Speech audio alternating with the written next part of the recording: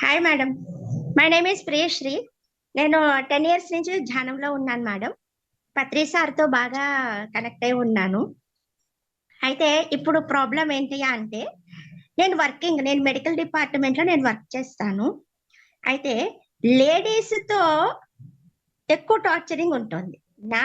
నా పని నేను చేసుకుంటూ వెళ్ళిపోతాను. నా వర్క్ నేను చేసుకుంటూ వెళ్ళిపోతాను.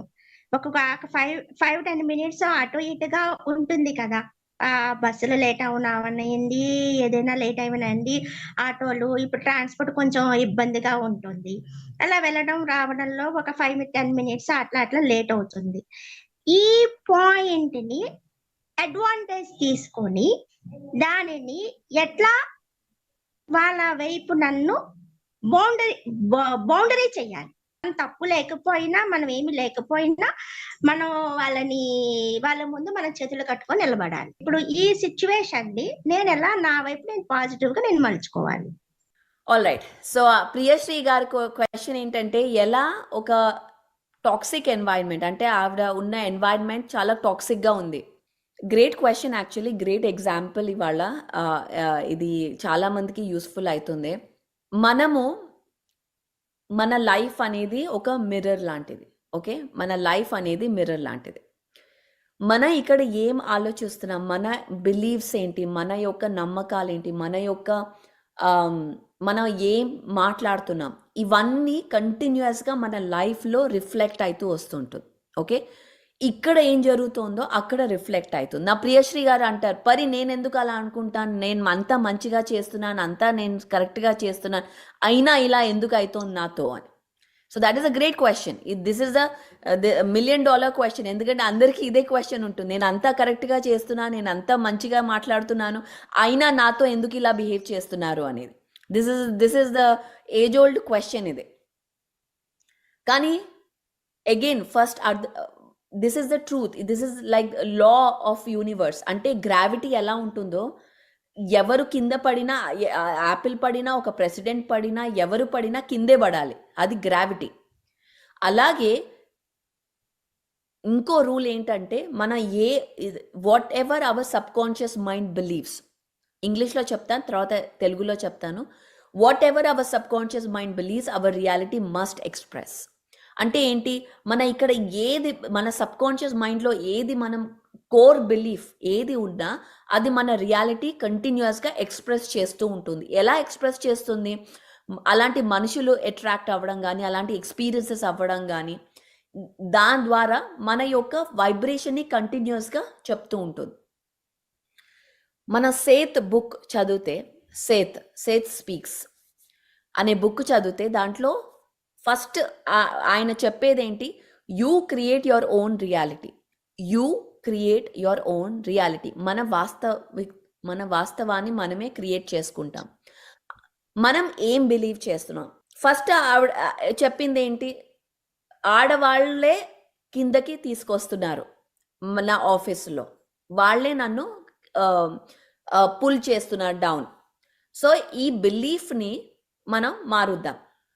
Okay, 360 degrees. అది ఈజీ, చాలా ఈజీ అని నేను చెప్పను, కానీ ఇది ప్రాక్టీస్తో అవుతుంది. మనం ఇప్పుడు ఏం నమ్మాలి, ఏది నమ్మాలో ఏది నమ్మకూడదో అది మన మీద ఉంది, మన ఇష్టం. అది మన ఏది కావాలంటే అది నమ్మచ్చు. అది ఎవరు ఏది పట్టుకొని చెప్పరు ఇదే చెయ్యాలి అని. సో ఫర్ ఫన్ మనం అనుకున్నాం, విమెన్ ఆర్ ఎంపవరింగ్, అంటే విమెన్ని సపోర్ట్ చేస్తారు, women supports other women is చాలా ఎంపవరింగ్గా ఉంటుంది అని. మనం కనుక ఆ విమెన్నే కిందకి తీసుకొస్తారు అన్న ఒక బిలీఫ్ని 180 degrees చేంజ్ చేసి, విమెన్ సపోర్ట్ విమెన్ని సపోర్ట్ చేస్తారు, చాలా ఫ్రెండ్లీగా ఉంటారు, చాలా ఎంపవరింగ్గా ఉంటుంది అనే ఈ బిలీఫ్ని ఇన్స్టాల్ చేద్దాం మనం ఇక్కడ. ఓకే, ఆ బిలీఫ్ని ఇన్స్టాల్ చేద్దాం. ఎందుకు అంటే మనం ఒక ఎక్స్పీరియన్స్ అయి ఉండొచ్చు మన లైఫ్లో, ఏదో అయ్యి వాళ్ళ లైఫ్లో ఏదో బిహేవియర్ బట్టి మనం ఒక ఎక్స్పీరియన్స్ని మనం పర్సీవ్ చేస్తాం. ఆ పాస్ట్ ఎక్స్పీరియన్స్ వల్ల మన యొక్క థింకింగ్ మీద ఇంప్రింట్ పడి, అదే థింకింగ్ రిపిటేషన్ వల్ల మన యొక్క రియాలిటీ అదే మనకి చూపిస్తూ ఉంటుంది. సో ఫస్ట్ థింగ్ ఏంటి, బిలీఫ్ చేంజ్ చేయాలి. Women empower women supporting women. In fact Priyasri గారు, నా ఎక్స్పీరియన్స్ కంప్లీట్లీ డిఫరెంట్. నా లైఫ్లో అందరూ విమెనే వచ్చి సపోర్ట్ చేశారు నన్ను. ప్రతి ఒక్క women came and supported me to go up. So women supporting women అనే first belief change. Second thing ఏంటంటే ప్రాక్టీస్ గ్రాటిట్యూడ్, ప్రాక్టీస్ అప్రిసియేషన్. ఏ చిన్న విషయమైనా మనం థ్యాంక్ యూ చెప్పాలి. థ్యాంక్ యూ జెన్యూన్గా చెప్పాలి. ఊరికి థ్యాంక్ యూ చెప్పడం కాదు, ఫీల్ అయ్యి మనసులో హార్ట్లో ఫీల్ అయ్యి థ్యాంక్ యూ అని చెప్తే ఆ యొక్క వైబ్రేషన్ని ఇమ్మీడియట్గా మనం చేంజ్ చేస్తామన్నమాట. సో ఫస్ట్ థింగ్ ఏంటి, బిలీఫ్ చేంజ్ చేయాలి. సెకండ్ థింగ్ గ్రాటిట్యూడ్లో ఉండాలి. థర్డ్ థింగ్ ఏంటంటే అప్రిసియేషన్. అప్రిసియేషన్తో ఎనర్జీ షిఫ్ట్ అవుతుంది, వైబ్రేషన్ షిఫ్ట్ అవుతుంది, హయ్యర్ వైబ్రేషన్కి వస్తాం. అప్పుడు అందరూ కామ్ అయిపోతారు, నర్వస్ సిస్టమ్ కామ్ అయిపోతుంది. సో అందరూ మంచిగా ఉంటారు, అందరూ కైండ్గా ఉంటారు. ఎప్పుడైతే టెంపరేచర్ లోవర్ ఉంటుందో, ఎప్పుడైతే మనం యాంగ్జైటీ, హడ్బడి, ఫ్రస్ట్రేషన్ దాంట్లో ఉంటామో ఎనర్జీ లోవర్ ఉంటుంది. అప్పుడు అందరూ కొట్లాడడానికి వస్తారు, అందరూ యూనో ఏదో అనాలి అనే ఒక ఉద్దేశంతో వస్తారు. కానీ ఎప్పుడైతే మనం ఆ యొక్క ఎన్వైర్న్మెంట్ ఈజీగా చేసామంటే అది మన చేతుల్లో ఉంది. ఎలా చేస్తాం? అప్రిషియేట్ చేయడం.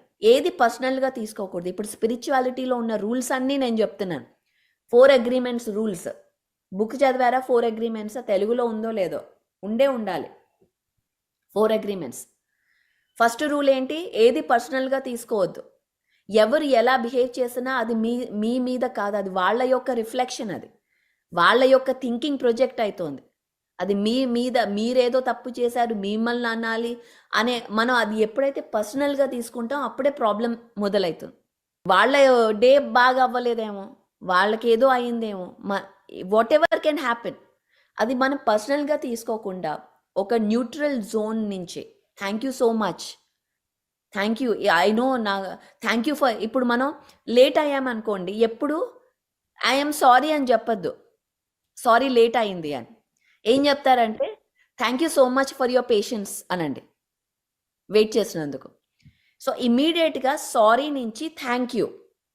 ఓకే, ఎప్పుడైనా మీరు జెన్యున్గా లేట్ అయింది అనుకోండి, బస్సు రాలేదు, వాట్ ఎవర్, వర్షం వచ్చింది, ఆటో కలవలేదు, అరే సారీ రాని లేట్ అయింది అనే బదులు ఫస్ట్ ఎలా స్టార్ట్ చేయాలంటే thank you so much Rani, you are so patient, నీకు ఎంత పేషెన్స్ ఉంది, నా కోసం వెయిట్ చేసావు, thank you so much, I apologize. తర్వాత సారీ చెప్పండి. ఫస్ట్ సారీతో మొదలెట్టద్దు, ఫస్ట్ ఎప్పుడు కంప్లైంట్తో మొదలెట్టద్దు, ఫస్ట్ ఎప్పుడు సారీతో first thank you, appreciate, thank you so much for waiting అనగానే అరే వేరే వాళ్ళు మన యొక్క ఎఫర్ట్ని అప్రిషియేట్ చేస్తున్నారు అనే నాకు అర్థమవుతుంది. అంటే తనకు నా బాధ అర్థమైంది, నేను ఇంతసేపు నుంచి వెయిట్ చేస్తున్నాను, అయినా నన్ను ఎక్నాలెడ్జ్ చేసింది, థ్యాంక్ యూ చెప్పింది, నాకు పేషెన్స్ ఉందని చెప్పి తను గుర్తించింది, నాలోని మంచి క్వాలిటీస్ని హైలైట్ చేసింది. అలా ఇమ్మీడియట్లీ నా యొక్క కోపం శాంతిస్తుంది ఆ థ్యాంక్ యూ చెప్పంగానే. ఇది మనం ప్రాక్టీస్ చేయాలి లైఫ్లో. సో ఫస్ట్ ఎప్పుడు కలవంగానే సారీ కాకుండా థ్యాంక్ యూ చెప్పాలి. Thank you for your patience, thank you నా కోసం వెయిట్ చేసినందుకు, I really appreciate you. Appreciation, gratitude and belief system change చేయాలి. ఫస్ట్ మీరు చేంజ్ చేయాలి. ఏమని చేంజ్ చేయాలి? విమెన్ ఎంపవర్ విమెన్, లేడీస్ ఎప్పుడు వేరే లేడీస్ని ఎంపవర్ చేస్తారు అనే ఒక బిలీఫ్ని మీరు ఇక్కడ ఇన్స్టాల్ చేయాలి. ఆ తర్వాత ఎవ్రీథింగ్ విల్ చేంజ్. మీరు ఇది ప్రాక్టీస్ చేయండి ఒక 2-3 వీక్స్ తర్వాత. 2-3 వీక్స్ తర్వాత మీరు మళ్ళీ వచ్చి నాతో మాట్లాడాలి దీని గురించి, హౌ ఇట్ వెంట్, ఎలా దీన్ని మీరు ఇంప్లిమెంట్ చేశారు. అలాగే ప్రతి ఒక్కరు కూడా లైఫ్లో ఏదన్నా సిచ్యువేషన్లో మనకి ఎక్నాలెడ్జ్మెంట్, అప్రిసియేషన్ కలగకపోతే, మనల్ని గ్రాంటెడ్ తీసుకున్నారు అని మీరు ఫీల్ అవుతూ ఉంటే, ఫస్ట్ బిలీఫ్ సిస్టమ్ని చేంజ్ చేయాలి. అగైన్ సేత్ అనే ఒక అద్భుతమైన మాస్టర్ రాసిన బుక్ ఇది, you create your own reality. Belief system అనేది బ్లాక్స్ లాంటివి. చిన్నపిల్లలు ఆడుకుంటారు కదా బ్లాక్స్, ఒక బ్లాక్ మీద ఇంకో బ్లాక్ పెట్టుకుంటాం. మనకు ఒక టవర్ కావాలి అని అనుకుంటాం, కానీ మనం బ్లాక్స్ ఏమో ఇలా స్ట్రెయిట్గా ఇలా పెట్టేసుకున్నాం, టవర్ అవ్వలే అది. మనం ఏడుస్తాం, అరే నేను టవర్ అనుకుందాం అనుకుంటే కానీ ఇలా అయింది ఏంటి, అయ్యో నా లైఫ్ ఏంటి ఇలా అయిపోయింది అని. కానీ మన దగ్గర ఆల్వేస్ చాయిస్ ఉంది. ఆ బ్లాక్స్ అన్ని బ్రేక్ చేసి ఎలా కావాలో దాన్ని మనం బిల్డ్ చేసుకోవచ్చు. కానీ మన యొక్క బిలీఫ్ సిస్టమే మనకి అడ్డు వస్తుంది. ఏంటది? అరే నేను ఇంత టైం పెట్టాను, మళ్ళీ ఎలా, టైం లేదు ఆర్ అవ్వదు. మన లైఫ్ మన దగ్గర చాయిస్ ఉంది. మన లైఫ్ మనం దాన్ని మేనేజ్ చేసుకుంటూ వెళ్ళిపోదామా, ఏది వద్దో దాన్ని మేనేజ్ చేసుకుంటూ జీవితాన్ని గడిపేద్దామా, లేదా ఇప్పుడు ఒక డెసిషన్ తీసుకుందామా, మన లైఫ్ని ఎలా కావాలో మనం డిజైన్ చేసుకొని క్రియేట్ చేద్దామా. మనం టైం తీసుకోవాలి, క్లారిటీ తెచ్చుకోవాలి, ఎలా కావాలో మనం డిసైడ్ చేసుకుంటే అదే మన లైఫ్లో వస్తుంది. మనల్ని ఎలా ట్రీట్ చేయాలో వేరే వాళ్ళకి మనం నేర్పియాలి, మనం చెప్పాలి. మన యొక్క బిహేవియర్ వల్ల వాళ్ళకి అర్థమవుతుంది.